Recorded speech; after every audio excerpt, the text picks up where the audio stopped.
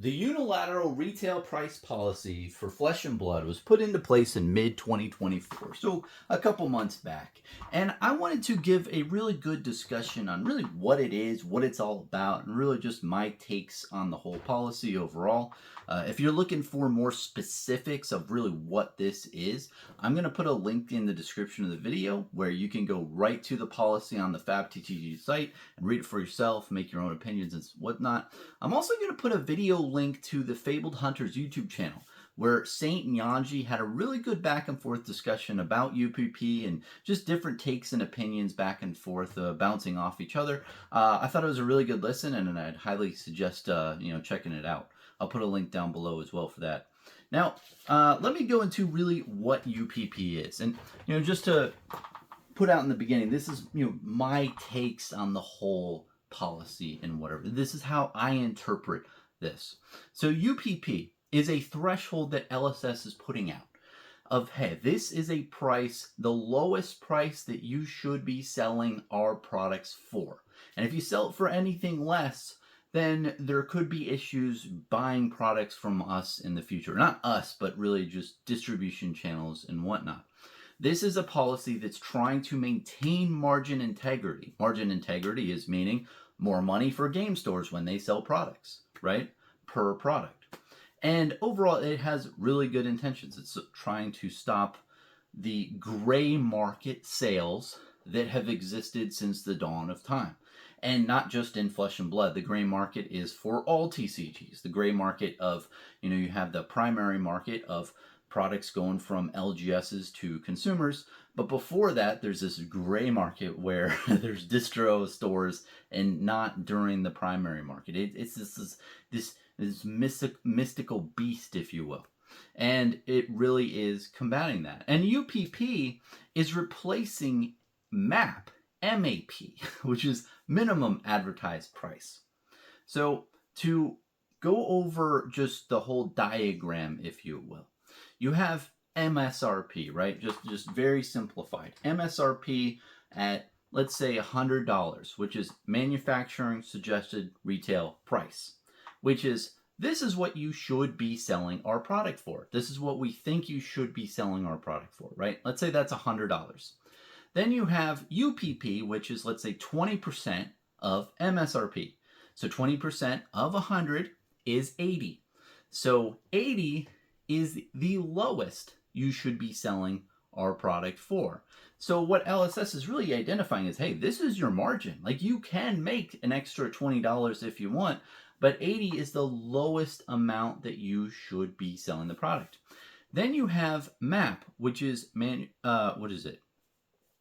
Minimum advertised pricing. So the difference between MAP and UPP, right, at that $80 mark, is MAP is a little bit more lenient, right? It's saying, hey, this is the lowest amount that you can advertise out there in the world. Like, if you print flyers, if you're on Facebook, if you're putting on a website, if you're putting stuff in your store as price tags, this is the lowest point that you can sell it. And that's what LSS had for a while. So like $80 MAP is what you could advertise. However, behind closed doors with Patreon, or behind closed things or what have you, if you're direct selling to somebody that's not public, if it's private sales, you could sell it for whatever price you want.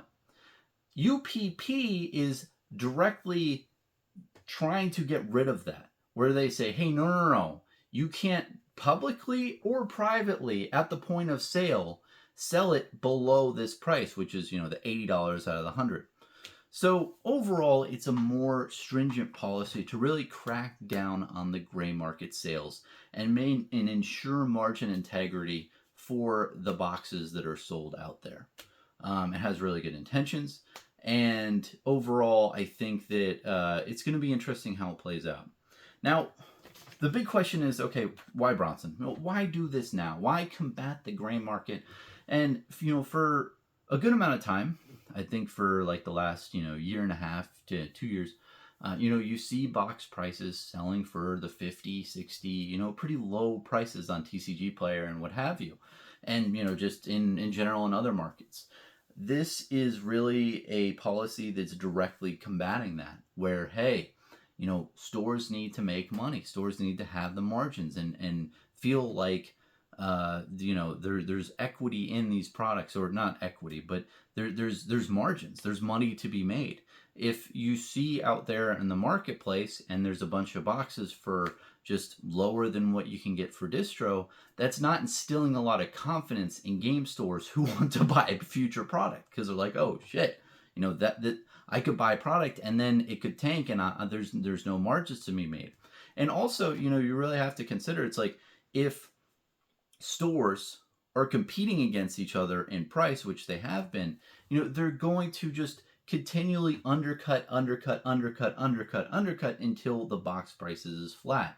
Whereas if you put into place this UPP or MAP or any type of suggested minimum price, you are more saying, hey, everyone hold together, don't go below this. And it's really a massive trust exercise, if you will. Say, hey, if we all hold out, if we all don't sell below this price, we will all make more money. And of course, this is going to end up with lower box sales, because when you increase price, it will reduce the amount of demand. It's supply and demand, very basic economics. So less boxes will be sold, but you're going to make more margins. You will make the $20 per box instead of the $5 to $10 a box, which is going to drastically increase the amount of money you get, but it's going to reduce the amount of box sales. So overall, that's really just the why it's being introduced, is because that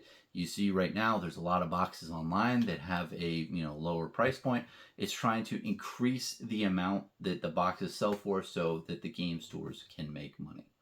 Now, I first want to go into really what my opinions are on UPP and how I think it's going to unfold and what's going to happen. I just talked about what it is and why it's being put into place. Now I want to go into just really my thoughts and opinions. And before I get into that, I really want to just commend LSS for taking action with this, because I think it is an issue that should be addressed. I think that instilling confidence and increasing margin integrity across the board is good for Flesh and Blood. So I think that action versus inaction is always a really great thing, and I think it's a good thing to try, honestly. And I want to say that I'm just a normal guy in a normal room. I don't make any trading card games. I'm not like this master big brained person, but this is just my thoughts on how it's going to unfold. I'm just trying to be a little bit humble here, because this isn't like a simplified, like, this is so simple, like this is what you should do. No, this is a complex situation, and this is just my thoughts. So my initial gut feeling is that this is too simple of an answer. I don't think that this is going to 100% work. I think that it's too simplified. You need a creative solution in order to combat this. And I don't think you're going to have all these entities line up and just conform with this. It's going to lead to just a bunch of adverse side effects it's going to lead to good side effects where stores get money, but some adverse side effects is, I think the gray market is still going to exist. You're still going to have people who sell below the UPP, but do it very smart and have just go more underground, because you're going to have a system where stores will probably snitch on other stores.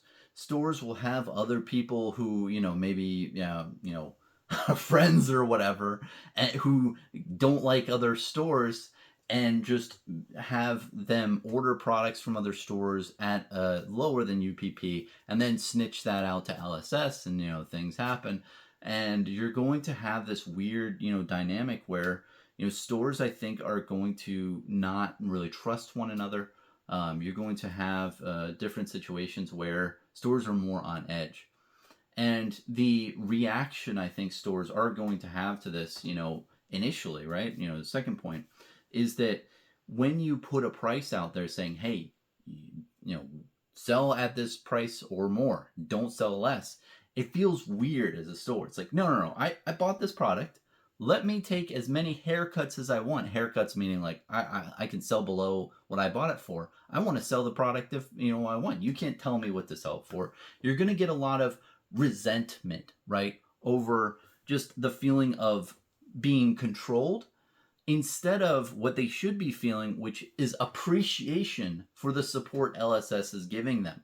The support where LSS is like, hey, we're not gonna, go on Amazon and just dump 20,000 boxes and be like, oopsie, did I do that? Like, they got you, bro.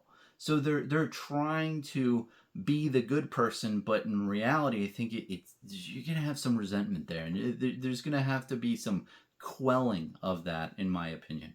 And I'm not a game store owner; I could be fully off base, but I feel like you're going to have that when you try to limit what people can do privately. Publicly, it's fine. MAP makes sense. Minimum advertised pricing, it's like okay, but then you can sell it on the back end, whatever you want. This is more, trying to limit that gray market. And I don't know how that's real. I think it's going to lead to just negative side effects there. I also think that it's going to give single seller stores a little bit too much of a boon, right? Because if you're a single seller and you're buying product direct from LSS, which I don't think many stores do, and maybe they don't, but they buy directly from distro.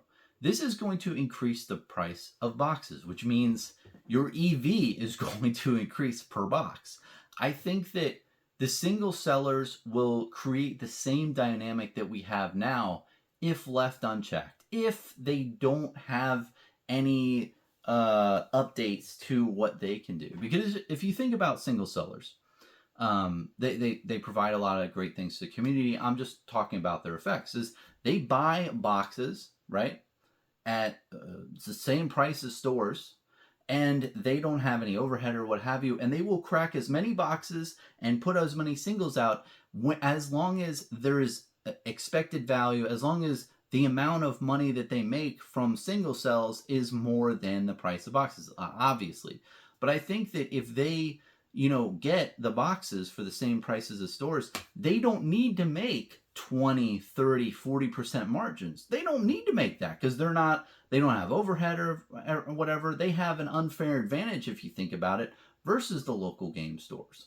So they will buy as much, a lot of product, and they will keep buying it until they tank the box price lower and lower and lower. Not them specifically, but they'll keep facilitating transactions and putting the singles out there until the EV doesn't make sense. And I think that downward pressure alone will just really counteract this policy. So I think that they really need to have some type of limiting factor. Maybe they spend like $5, $10 more per box versus local game stores.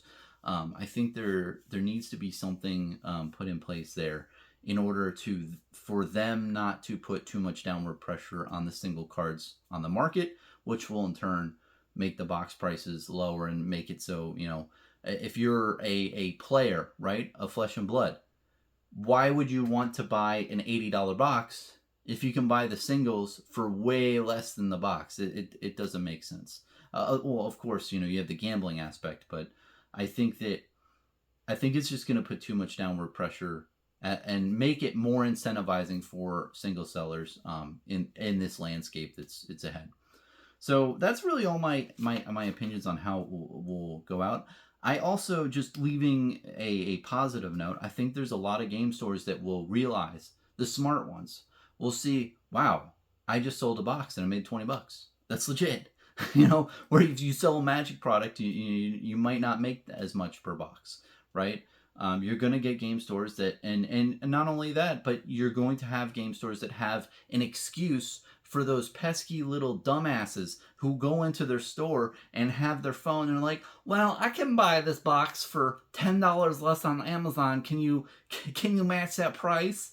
And this will give a good excuse for game stores to be like, look, bro, we follow LSS's guidelines that say, hey, this is the lowest you can sell for, so I cannot sell it below this amount.